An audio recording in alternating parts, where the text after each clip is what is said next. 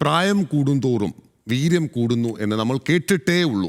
എന്നാൽ ക്ലബ്ബ് ലോകകപ്പ് അതിൻ്റെ ഉത്തമ ഉദാഹരണമാണ്. ഗ്രൂപ്പ് സ്റ്റേജ് മത്സരങ്ങൾ കഴിയുമ്പോൾ അത് തെളിയിക്കുന്ന പ്രകടനങ്ങളാണ് ഇതിഹാസ താരങ്ങൾ കാഴ്ചവെക്കുന്നത്.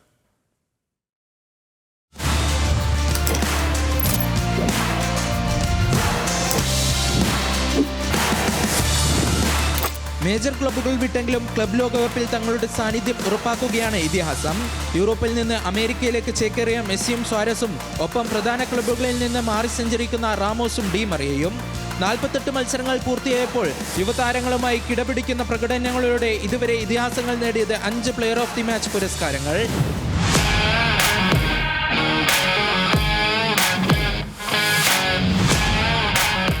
തങ്ങളുടെ പ്രായമൊന്നും ഒരു വിഷയമേ അല്ലെന്നുള്ള പ്രകടനങ്ങളാണ് താരങ്ങൾ കളിക്കളത്തിൽ കാഴ്ചവെക്കുന്നത്.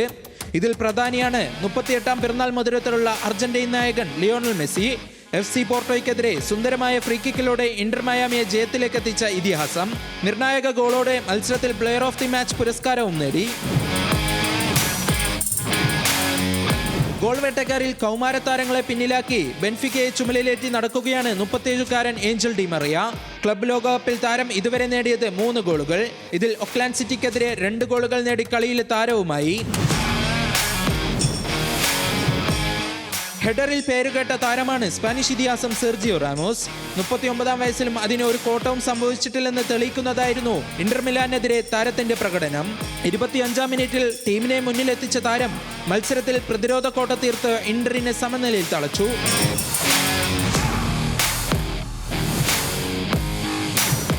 മെസ്സിക്ക് പിന്നാലെ അമേരിക്കയിലേക്ക് ചേക്കേറിയ 38-കാരൻ സ്വാരസിന്റെ പ്രകടനവും മോശമല്ല.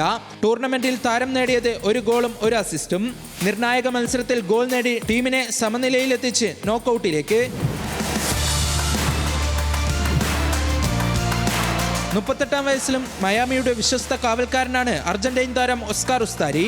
ആദ്യ മത്സരത്തിൽ സൗദി ക്ലബ് അൽ അഹ്ലിയുടെ തീപാറുന്ന ഷോട്ടുകൾ തടുത്തിട്ട് നോക്കൌട്ടിലേക്ക് വഴി തുറന്ന goal keeper.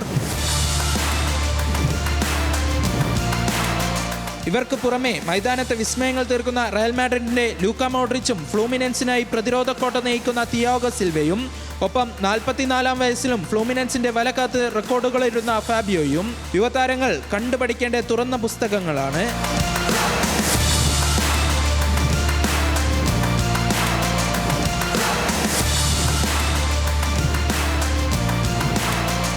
Sports desk news Malayalam.